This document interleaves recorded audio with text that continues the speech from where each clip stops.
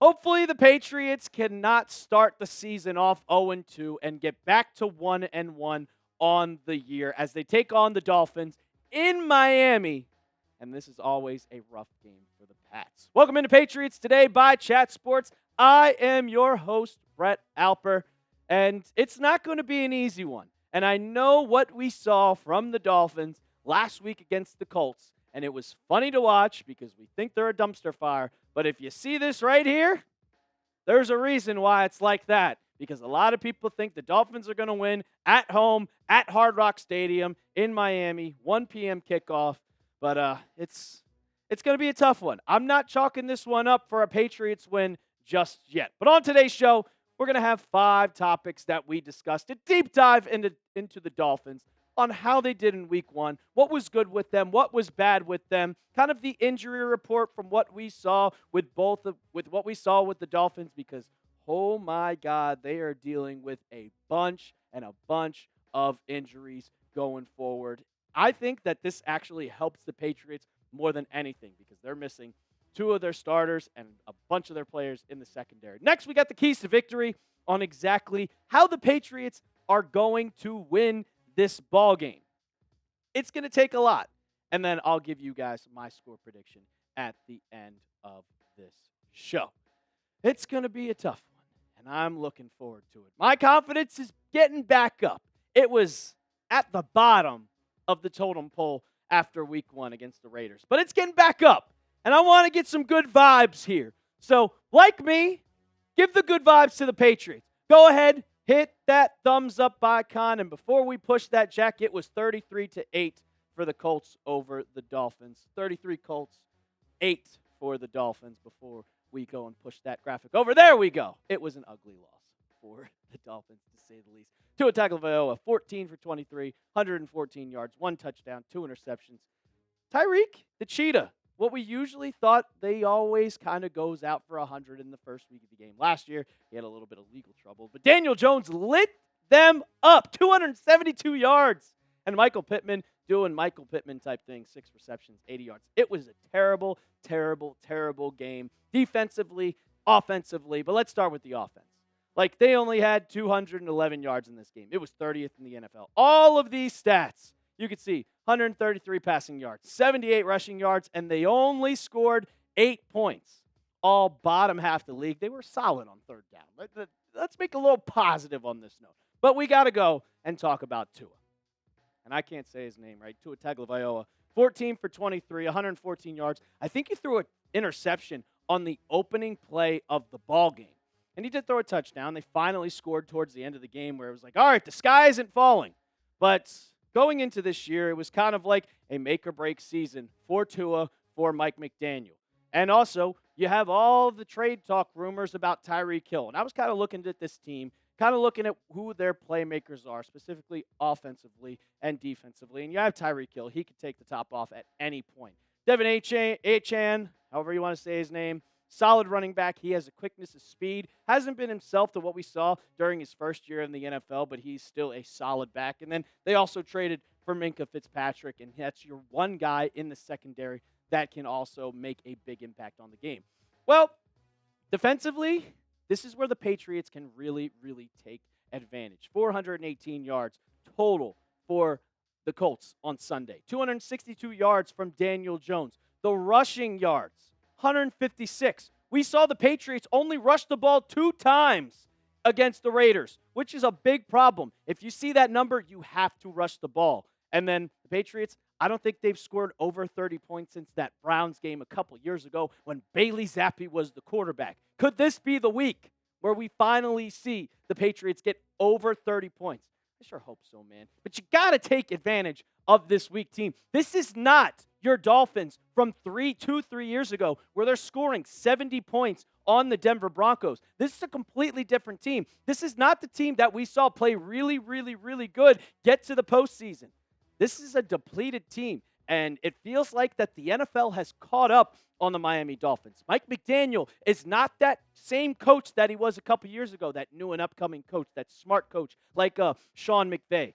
he's kind of fallen off a little bit, and everybody started to kind of get his kind of tell on how this game is and how he coaches. And now he's on the borderline of the hot seat where he could get fired. He is very, very, very close to being fired. And I think if the Patriots win, and if the way they win, like the way the Colts did on Sunday, we could be seeing him fired, and then we get to laugh at the Dolphins a lot more. Going to break down some more of keys to victory and what the Patriots are going to need to do in this ball game. But first, I got to tell you about our sponsor of today's show, and that is brought to you by PrizePicks. You and I make decisions every day, but on PrizePicks, being right can get you paid. Don't miss any of the excitement this season on PrizePicks, where it's good to be right. PrizePicks is simple to play. Just pick more or less on 2 to 6 player stat projections. If you get your picks right, you can cash in. PrizePicks is the best way to win cash this football season. Which players are going off? Which ones aren't? Make your picks in less than 60 seconds and turn your takes into cash all season long on PrizePicks. Week 2, player projections are already up, and I'm liking what I'm choosing. Kayshon Boutte, the more. Just one rushing or receiving touchdown. And Tua, I didn't like what I saw from Tua last Sunday. Give me the less on passing yards, 236.5. And then a max discount from PrizePicks. We saw it last week with Dak Prescott. They're doing it again this week with Travis Kelce. The more on receiving yards just needs one. You can make a lineup just like that one when you download the app today and use code CLNS to get $50 in lineups after you play your first $5 lineup. That's code CLNS to get $50 in lineups after you play your first $5 lineup. PrizePicks. It's good to be right. All right, let's take a look at just kind of what the injuries are for the Miami Dolphins heading into week 2. And you see Storm Duck and James Daniels. They're expected to miss weeks per Mike McDaniel. Austin Jackson, he needs further evaluation, and Benito Jones is considered week to week.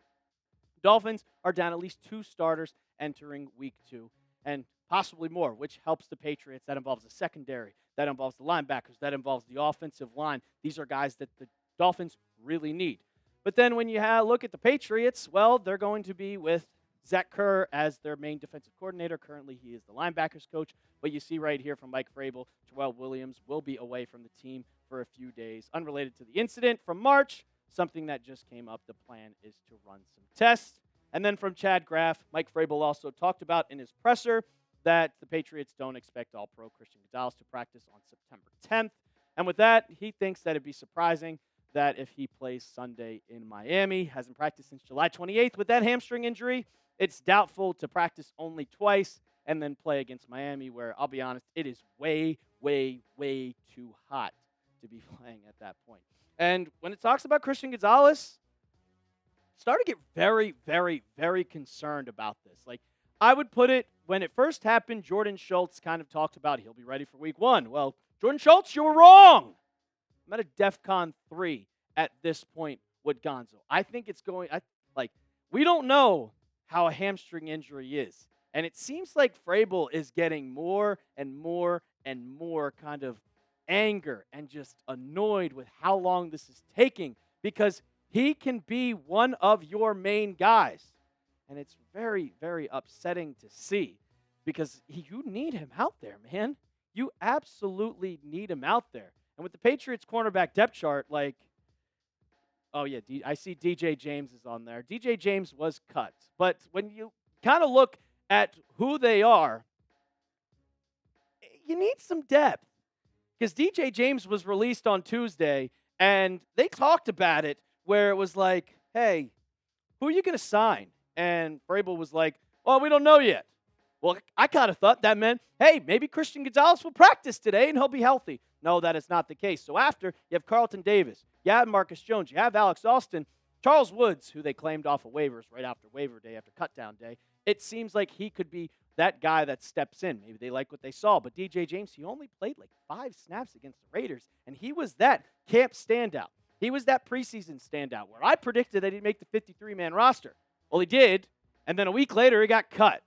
So I like having a lot of depth at corner, because the cornerbacks in the secondary did not look good. Didn't look good at all throughout the entire game on Sunday, especially the safeties. But that's neither here nor there. We're talking about the cornerbacks here, and I hope Christian Gonzalez is hurt. DEFCON 3, Goes of the week, DEFCON 4, and then after that, we're at 5, where this is, oh my God, why didn't we just put him on IR? This is a huge problem. So I'm wishing him some luck, and I don't want anybody else to get hurt. I don't want anybody else to get hurt. Harold Landry showed up on the injury report, and so did Morgan Moses. I think that that's kind of just, hey, we're giving you a rest day. But wish the Patriots some injury luck. Go ahead, hit that thumbs up icon, and like today's video.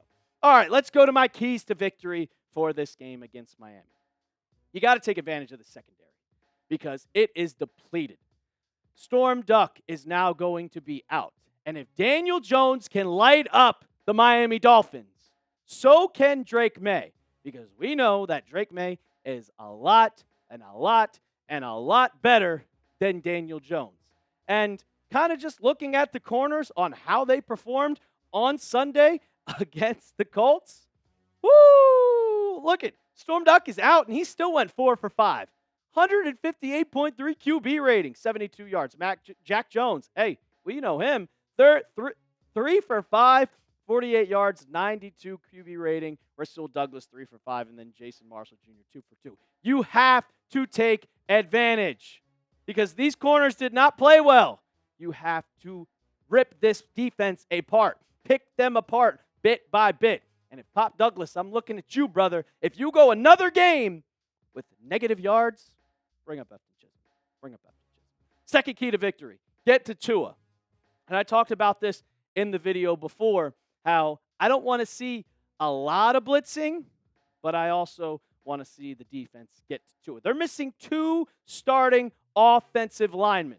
2 starters, and that is a huge problem. We're at the point, because they're missing those 2 starters, guess who they signed? Cole Strange off Cleveland's practice squad. And with them dealing with multiple injuries, there is a chance that we could see Cole Strange start for the Miami Dolphins. And we saw him last year, and we know how bad he is. And this is the stats. Tua under pressure, not good. 0 for 3, did not complete a pass. Turnover-worthy plays, 33% of them. When he was kept clean, still not that great. Still threw 1 touchdown, 2 interceptions. But he was bad. And the Patriots, with their front 5, with their front 7 of Harold Landry, Milton Williams, Christian Barmore, Kayvon Chason, you can get to the quarterback. You see these stats right here. They were 5th best in sack rate, 10th best in pressure rate. That is a big problem for the Miami Dolphins, and they know that this team is coming. And if you can get to the quarterback, it's going to be a long day for Tua. Third one, establish the run. And this was one of my main topics that the Patriots needed to do in the changes that need to be made. And I'll bring it up once again. I think it was one of the dumbest things the Patriots did to go into the second half and pass 29% or 29 times compared to 2 rushing yards. And you also need to give the ball more to Travion Henderson. He only had 5 carries. And in those 5 carries, he had 27 yards. 5.4 average. Ramondre Stevenson had more carries, less yards, and a 2.1 average, or 2.9 average. It was in the 2 yards per game. That can't happen. Give the ball more to Travion Henderson. Increase his snaps. Get it going a lot more and a lot more and a lot more. I don't care if he's a rookie. If he's good enough to play, make him play. Give him the ball. Let him make a play. Come on. And the last one, forget the streak. It has been a long time since the Patriots have not only beaten Miami, but beaten Miami in Miami. It has been 5 straight losses. 5 straight. You haven't beaten them since September 15th, 2019, where I was still in college, and it was the one and only game that Antonio Brown played for this team. It was a 43-0 shutout victory for the New England Patriots. Tom Brady was still on the team. That's how long it's been. Throw that all away. It's a new game, and it's a new time. But also, after the loss against the Raiders, you kind of have to throw the preseason expectations away. Everybody thought that you were going to win 9 to 10 games, be that kind of surprise team to make the playoffs. I don't know. But if you lose on Sunday, those expectations are going to plummet, and everybody's going to be saying that the sky is falling, so you need to win this game. For me personally, I said I'd give you my score prediction. I think it's going to be a 33-24 victory for the Patriots. I think Tua is going to look a lot better because they, for some reason, own the Patriots in Miami, but this team is bad. And when I mean bad, I'm talking about the Dolphins. They are shit. So I got the Patriots winning this one. I still believe in them. After this week, if they lose, it's going to be tough. But I still got belief in them. If you do too, spam your Pats in the comments section right now. And while you're down there, hit that sub button. We're going to be live for the Patriots-Dolphins game on Sunday at noon Eastern. So make sure you subscribe to the channel. Don't miss out. And as always, let's go Pats.